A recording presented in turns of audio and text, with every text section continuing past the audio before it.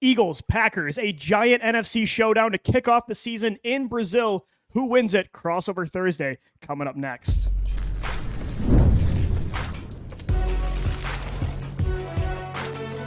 You are Locked On NFL Crossover, part of the Locked On Podcast Network. Your team every day. Eagles fans, Packers fans, welcome into Crossover Thursday on the Locked On Podcast Network, your team every day. I'm Louie DiBiase, host of the Locked On Eagles podcast, joined by Peter Bukowski of the Locked On Packers podcast. Crossover Thursday is presented by PrizePicks. Go to prizepicks.com/LockedOnNFL. Use our code in all lowercase, LockedOnNFL, to win $50 instantly when you play $5. Coming up on today's loaded show, biggest storylines for the Eagles and the Packers heading into a giant showdown week 1 in Brazil, plus keys to victory for both sides and predictions. Peter, what's going on, man? This is a big game. Like, it's week 1, it's the season opener, but this could have massive implications on the NFC outlook for the postseason. It's crazy to say that, but it's true. No, this feels like one of those games where, you know, the Thursday night game, Ravens Chiefs, like everyone's really excited about that. That's going to have that could be an AFC title game preview, all that stuff. It's an AFC title game rematch. I mean, Packers Eagles could be the same sort of thing in the NFC, and like I don't, it's not getting the same sort of buzz that Chiefs Ravens is, probably because Chiefs Ravens is first, and that's fine. But this is a game where I think these are two teams eager to show that the end of last year is not representative of who they are in different kinds of ways, right? The Packers are trying to say, look, we went toe-to-toe with the San Francisco 49ers, with the team that really like should have lost the next week, but also had a good chance to beat the Kansas City Chiefs, probably the best chance a team has had, well, I guess since the Eagles blew it. And so this is a team that really wants to show, hey, we belong. And if you're the Eagles, you're going, okay, the way that the season ended from 10-1 to what, 11-7, like that collapse down the stretch. I compared it. I'm sorry, Eagles fans, in a piece that I wrote for The Leap, I compared it to, I said it was the worst collapse in the regular season since anything New York Mets related. I said it was for a contender, the worst collapse in NFL. I can't think of another collapse like that from a contender. It's pretty brutal to go down the way that they did against Baker Mayfield and the Bucks, like that even made it worse. And so I think there's a lot to prove here for both of these teams. And a lot of new, right? Like both teams have new defensive coordinators. And that's going to be a big story on Friday. What does it look like? Well, for the Eagles, you're not changing a ton, right? You're going from a Fangio tree kind of system to Vic Fangio, right? And Matt LaFleur pointed out, it's one thing to run a Fangio system, and it's another thing to have Vic Fangio. He is one of the most respected defensive coordinators, defensive coaches, defensive minds in the game today. And there's a reason that when Matt LaFleur was looking for a defensive coordinator the last time around, he hired Joe Barry to run Brandon Staley's defense, which is a version of the Vic Fangio tree. Interestingly, though, Jeff Hafley, very much not a Fangio disciple. Despite the fact that he was a 49ers coach, he's on the solid tree. That is really Seahawks DNA. That's single high, that's cover 3, and Hafley has put his own spin on it. He wants to play a way, Louis, that like no one else in the league really wants to play right now. He is a single high guy, but not in a Gus Bradley single high kind of way. It is single high, it is man coverage, and we will blitz the daylights out of you. At least that was the Boston College MO. Yeah, I like that kind of defense, and I think it's going to be a fun back and forth battle. And you're right, Peter, I think you look at both teams, the season they had last year, it was the tale of two halves. The Packers are trying to prove the second half wasn't a fluke, and the Eagles are trying to prove the first half of the year wasn't a fluke, because the Eagles were, again, 11-1, and it wasn't just that they were beating bad teams. They had they went on a run in November and December where they took down Miami, Dallas, Buffalo, Kansas City. Like, it wasn't that hard, or I should say it wasn't that easy. So that's going to be the curious part, is which that Bills game was an awesome game too. Yeah, it was one of the games of the year, if not the game of the year. So I think both teams are trying to prove that one half of last year is correct. And interestingly enough, Peter, too, these are two of the youngest teams in football. Yeah. The Packers have the youngest team from average starters, and the Eagles are third. So I wouldn't say they're inexperienced, but like, these teams aren't going away in this conference anytime soon. I was surprised when I saw that stat the other day that the Eagles were as young as they were, because you think about Brandon Graham and Kelsey moving on, obviously. So now you have to get some new guys in there. But as I went up and down the roster, I was like, okay, yeah, Darius Slay getting older, of course, but they've injected a lot of youth in a lot of these places. And that's actually why I think this is going to be a really interesting test, because I've heard a lot, and I mentioned this. I don't want to preempt too much of our conversation, coming up, but I feel like if you're the Packers, what you want to show, I'll phrase it this way, is you want to show you are every bit as talented as people think the Eagles, the 49ers, and the Lions Sure.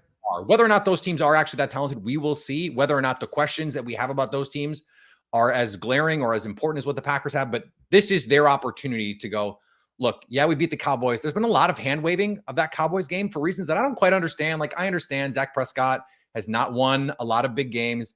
Mike McCarthy has a Super Bowl. They won 12 games. Like, they've won 36 games in the regular season over the last 3 years. And the Packers went to Dallas and dismantled that football team. Like, oh yeah, you have to respect, and then went for 55 minutes, outplayed the San Francisco 49ers. I know the Lions did the same thing, but like, this is their chance to show that was not a fluke. This is Jordan Love's chance to show that second half is not a fluke. And, I think for a lot of these veteran players on defense, especially, Jair Alexander's going, hey, don't forget, I'm one of the best corners in the league. Rashawn Gary and Kenny Clark have a chance to be unleashed in this defense. And so there's a lot on the line, a lot of new things on both sides, which is what makes this so fun, right, Lou? Like, we have teams that we know really what the commensurate parts are, but they're going to be deployed in very disparate ways this year, at least on defense for the Packers. For the Eagles, it's all over. And for me, when I think about, how this all fits together at the end, I'm looking at the continuity that the Packers have. And I think if you're Green Bay, you have to hope that the travel and all that stuff. The Packers, by the way, did not want to play this game in Brazil. And I bet the Eagles did either, by the way. No, you got to give up a home game. Team. Yeah. You wouldn't want to do that. So I think the continuity, that could end up being the key to this. Just like, okay, it's week 1. And we might look back at this game in a month, in 6 weeks, and go, it's not really representative of who the Eagles are. Week 1 can be weird like that. I just think it's going to take them time. I think it's going to take the Packers defense some time too. So that's the part. It's like, who can get in it faster? Who can acclimatize faster to what they're doing? That might ultimately be the thing here. Yeah, and Peter, we're going to have predictions later on the show, but that's why I'm struggling so much to get a gauge on this game, is week 1's weird enough. These teams last year were so Jekyll and Hyde the first and second half. Like you mentioned, they have new coordinators. And by the way, it's in a totally different continent. So that travel, it's going to play a part, especially for the Eagles who are losing a home game. So it's very hard to grasp, like, who is the favorite in this matchup. Yeah, and if you look at all the models that are out there, the index models and the point-based models and the betting models and all those things, they have this game as a pick. And so it's interesting that this is where we are. The only other thing, like, storyline wise, that I wanted to talk to you about is, you mentioned this is a Philly home game. They did the survey in Brazil, and the Packers, not the majority of fans, but the plurality of fans, more Brazilian football fans are Packers fans than any other kind of team. I spoke to a Brazilian journalist the other day, and he said he thinks it's going to be like 75-25 Packers fans at the stadium. But, and this is interesting, because they're not, like, they don't have football there, like American football there regularly or ever. They might not know, like, hey, when the offense is on the field, be quiet.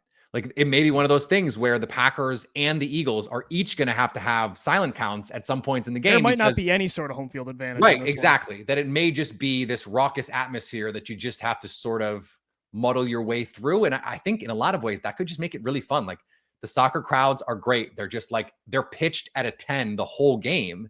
And if that's what we get in prime time to open the season with two NFC contenders, like, sign me up. Let's go. I'm ready. Give me a mouthpiece.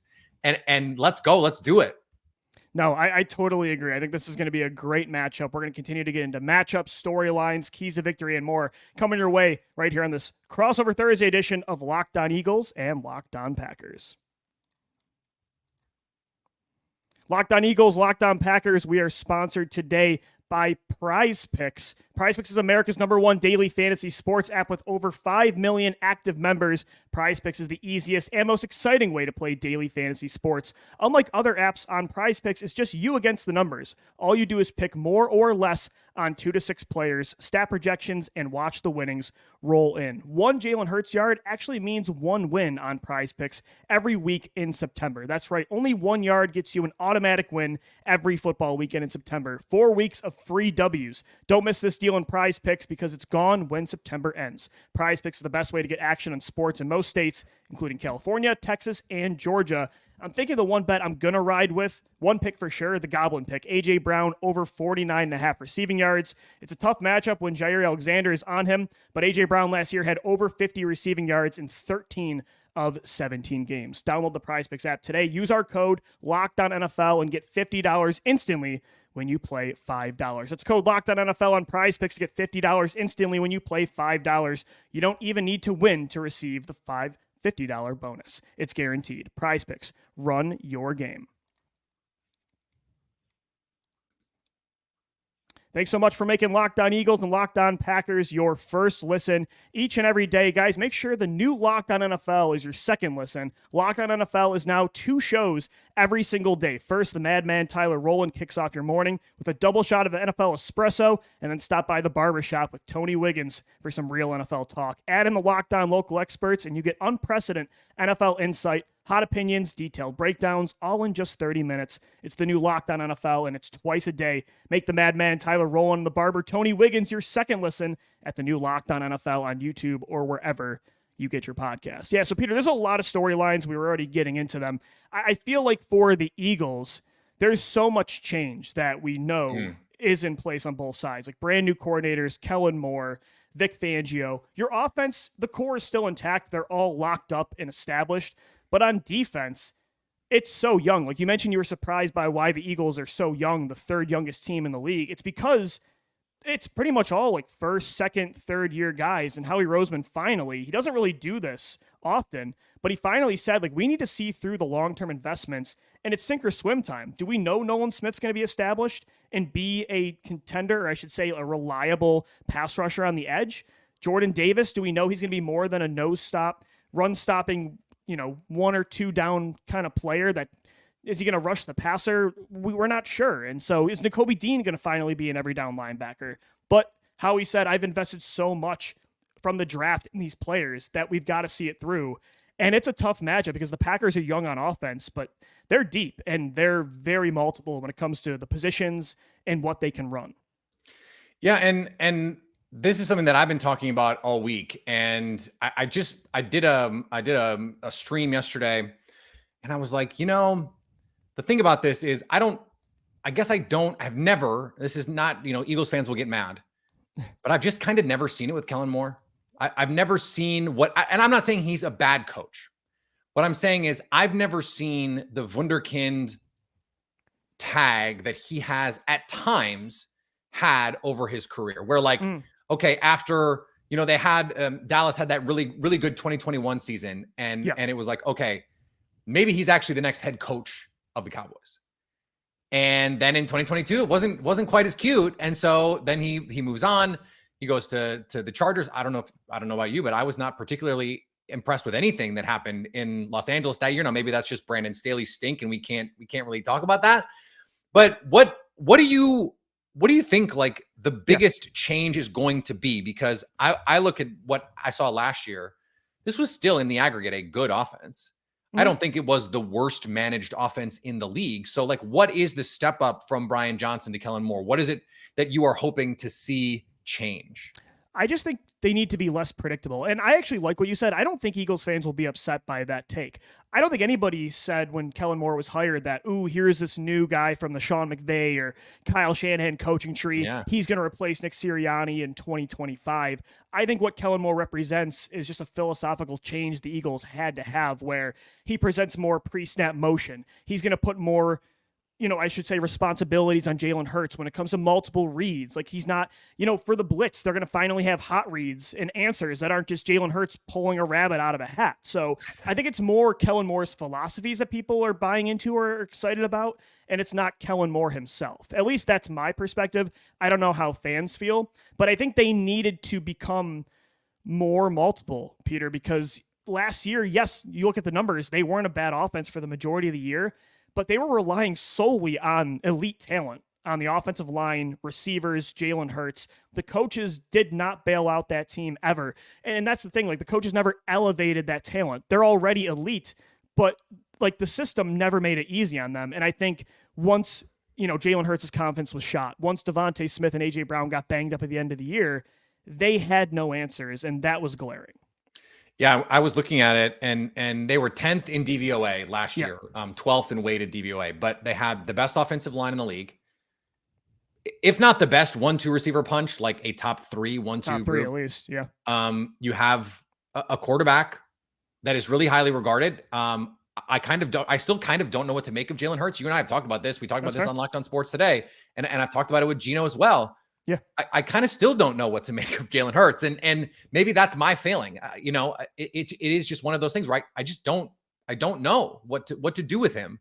But I increasingly find myself feeling that way about like Joe Burrow too. So, and Lamar Jackson. I just talked to Kevin Ostreicher for Locked On Sports today, and I'm just sort of like, what do I do with Lamar Jackson? Like, they can't win in the playoffs, but he's been an MVP twice, and I think he's awesome.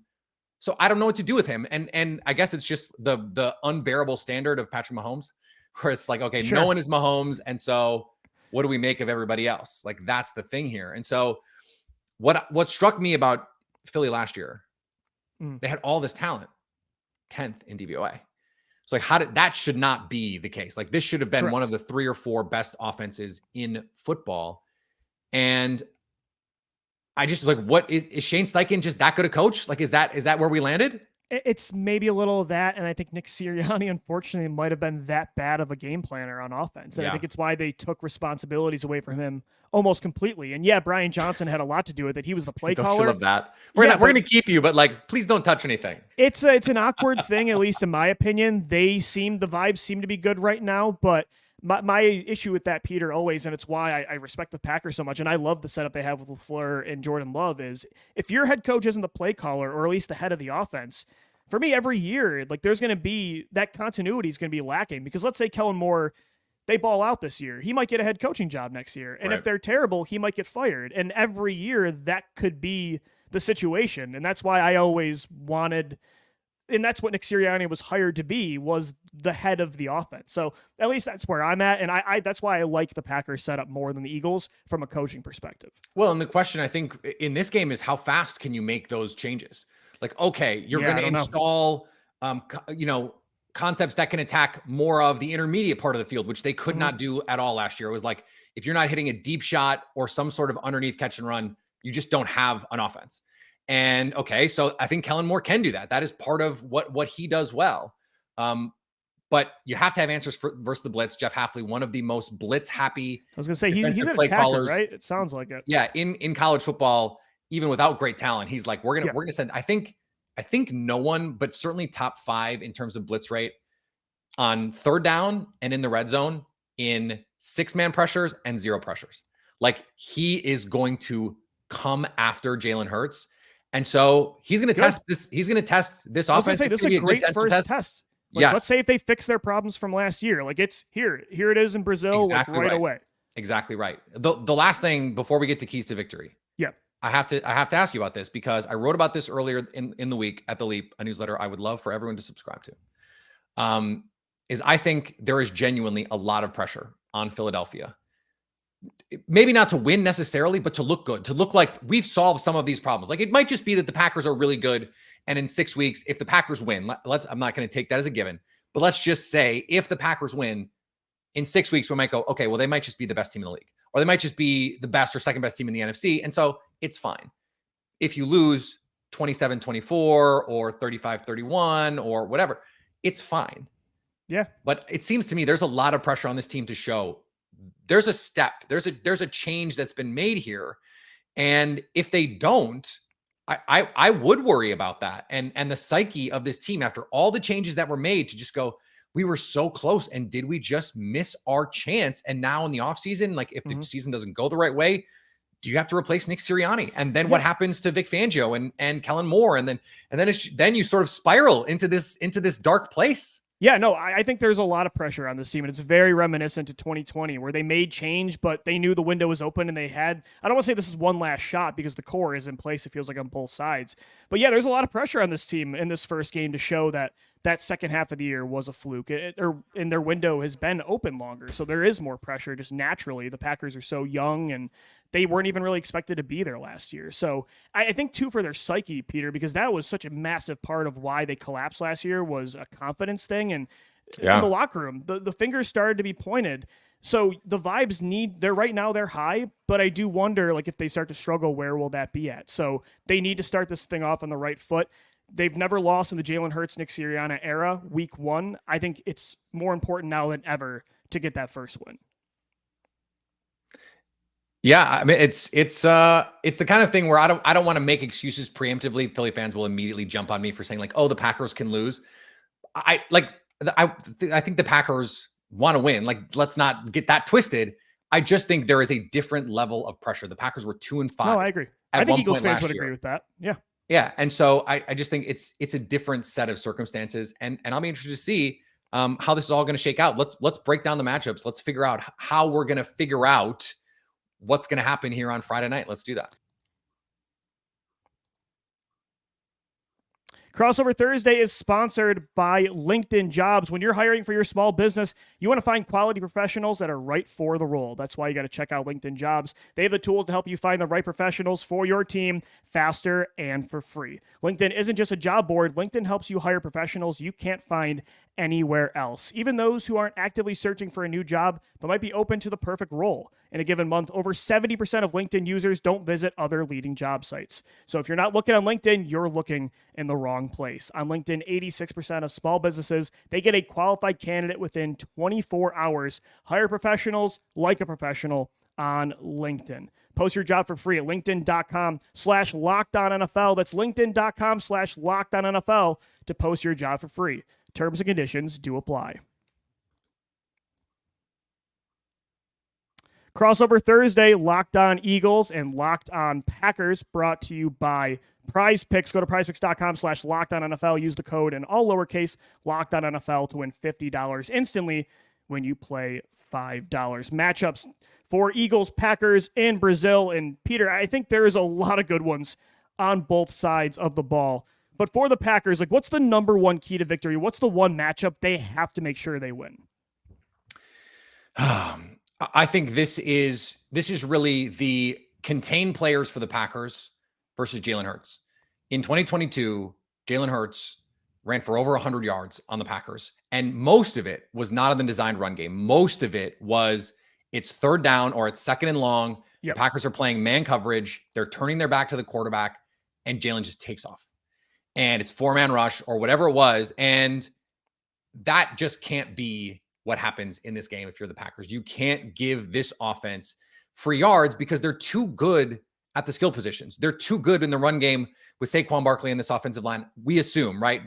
The yards before contact, like DeAndre Swift had some preposterous yards before contact numbers last year. This offensive line, even without Jason Kelce, is going to be pretty good, right? So you have the guys on the outside that you know are going to win matchups. You know A.J. Brown and Devontae Smith are just going to make some plays.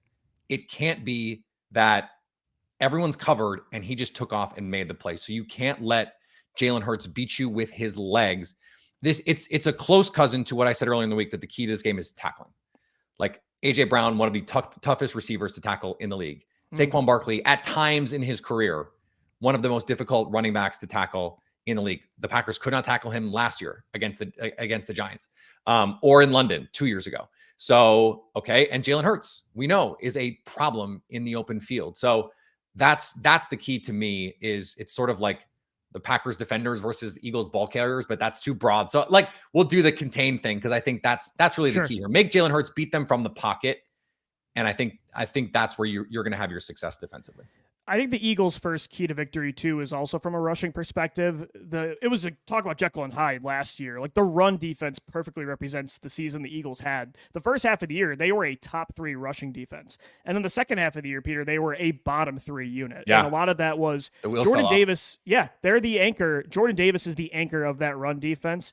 And if Vic Fangio wants to run a lot of DB-heavy looks, he wants to do lighter boxes. where Nolan Smith, Jalix Hunt, maybe even Bryce Huff's dropping back in coverage at times, Jordan Davis has to eat up a lot of space. I think the key to this game is containing the Packers' new top running back in Josh Jacobs. Like, that was a massive problem for the Eagles last year. And then if Jacobs gets going, then here comes the play action. Jordan Love can get on the move. And there are so many young pass catchers the Packers have that the Eagles have to worry about with a brand new secondary. So make it easier on all these young players on the second and third level and take Josh Jacobs out of this game.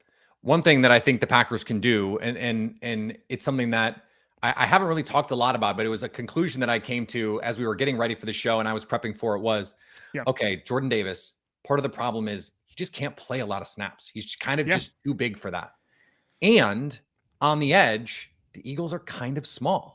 It's with Nolan Smith and even Bryce Huff, who is, 6'3", 255 is not, really small, especially in a 3-4. Josh Sweat is a powerful dude, 6'5", 265. Like, that's a big guy.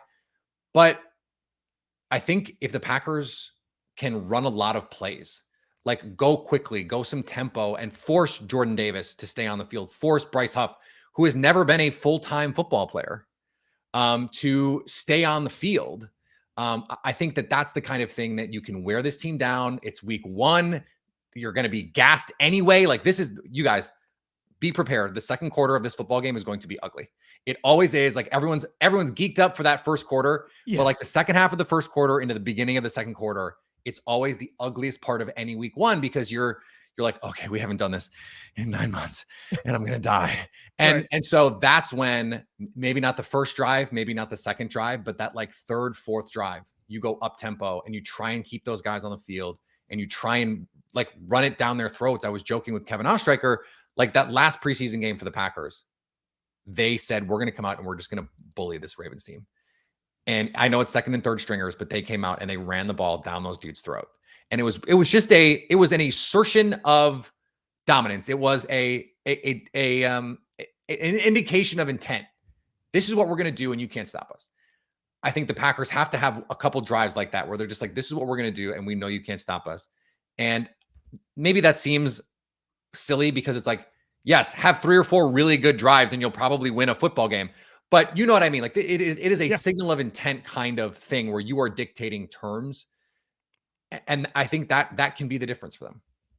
I think also you got to look at through the air. The Eagles have so many weapons, and they're going to want to use Brown, Smith, Goddard, Saquon in the passing game, Jahan Dotson now they just traded for. But I think, we talked a lot about the running game, but for the Eagles on offense too, like staying balanced is so important. And Kellen Moore is a pass-heavy coordinator and play caller, and I think that's going to be their bread and butter. But Jalen Hurts, this offensive line, like they get into a rhythm so well in the run game, and it just makes everything else so easy.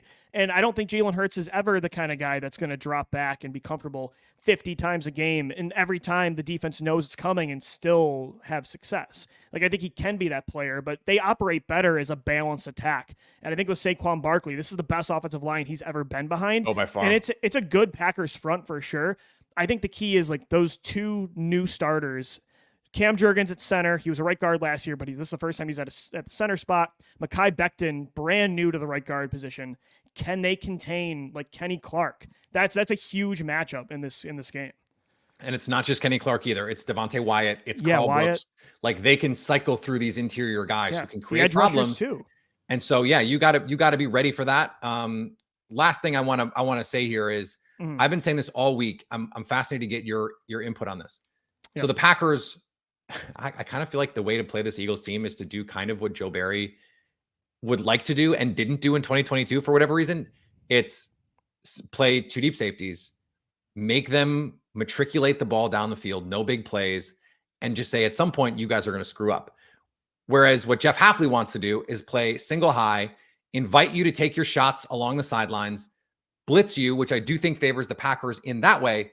But still, I wonder if we're going to see the Packers play in a way in this game that we won't see them play the rest of the year, precisely because the best thing the Eagles offense does is throw one-on-one balls on the sidelines to these pass catchers and sort of like, okay, do you really want to invite them to do that? Like, you feel good about Eric Stokes and Jerry Alexander, but come on now. And so that cat and mouse game, what are you willing to give up? If you're also able to do, that's what makes this so fascinating. If we're going to blitz, We're gonna do it from single high. That might be what Jeff Hafley is saying. But we're also willing to give up this other thing because we think we can create negatives. Like that risk reward, that could make this game fireworks, man. And I think you can say that about both sides. Both teams are so multiple that it's like, yeah, if we drop 2 back, but the Eagles can just take what you're giving them and run it down your throats all game. Right. You can't do that for 4 quarters. But if you do stack the box, and like you're saying, come at Hurts, if they have answers, they're one of the best deep passing teams in the league. So I think the key for both sides is just like committing to what the defense is giving you, right? I think that's going to be so important. All right, Peter, before we wrap things up on Crossover Thursday, it is time for predictions. Right now, the Eagles, they're at -2.5 in this one. It's an interesting line. What are you feeling about that? I don't understand it. I have never understood it. I think these teams are pretty even. I understand if it were in Philly, it being Eagles 2.5, it's not. I think this is going to be a partisan Packers crowd. And I think I mentioned this at the top, Lou. I think the key is continuity. I think the Packers have a little more continuity than Philadelphia. I think it's a game that in week 1 could look very different in week 18, in week 19, let's say, which is a game that we could see, right? Or week 20 in the playoffs. So I think the Packers are going to win. I think it's going to be a close game. I think it's going to be a great, fun game. And I think it is going to be fireworks. I do think Jeff Hafley is going to dictate terms. I think it's going to be an aggressive performance. And I think it's going to be, again, a signal of intent. Hey, we know this is what they do well. We don't care. We're going to come after Jalen Hurts. We're going to play press man coverage. We're going to attack. We're going to solve our problems with violence and go from there. And so, look, would it surprise me if the Eagles won? No, it wouldn't. But I just think that the continuity gap for me is enough to say I think the Packers are going to be more ready to play a game with these stakes against a good team than Philly in week 1. Yeah, I think this is a pick'em game. I think it is a toss-up, and you could make the argument for both teams. I do kind of like the Eagles matchup. If the Packers are going to attack them, this gives me the vibes of Jalen Hurts saying, I've figured this out. Kellen Moore has figured out this blitz. I think though, no matter what, it's going to be a 1-possession game. Like, I don't know why, but like the score like 23-20 is kind of in my head, something like that. You mentioned even in the second half, it could get ugly. I think that's something to expect on Friday. Yeah. But overall, it's going to be a great matchup, man. I can't wait. I think more like 31-28. Like I think there's going to be points in this game. I think there's going to be a lot of points because I do think this Packers defense is going to be variable. Like I wouldn't be surprised if they got, a couple sacks, maybe an interception, but also gave up, like 2 60-yard touchdowns. Like I think it's going to be that kind of thing. And look, they're going to play defense the way that like you and I want a team to play defense, or a lot of fans want them to play defense. In fact, in a lot of ways that like Jim Schwartz used to play defense. Oh yeah. That's why this is going to be a lot of fun. I can't wait for it. And maybe Lou, you and I get to do this again in January. That would be a lot of fun. Let's see. I hope so for sure. Thanks everybody for tuning into Crossover Thursday. Thanks for making Locked On Eagles and Locked On Packers your first listen each and every day. Make sure your second listen is the new Locked On NFL, 2 shows every day with Tyler Rowland and Tony Wiggins, breaking down everything across the NFL each and every day in just 30 minutes, part of the Locked On Podcast Network, your team every day. For Peter Bukowski, I'm Louie DiBiase signing off. Enjoy the game on Friday and have a great rest of your night.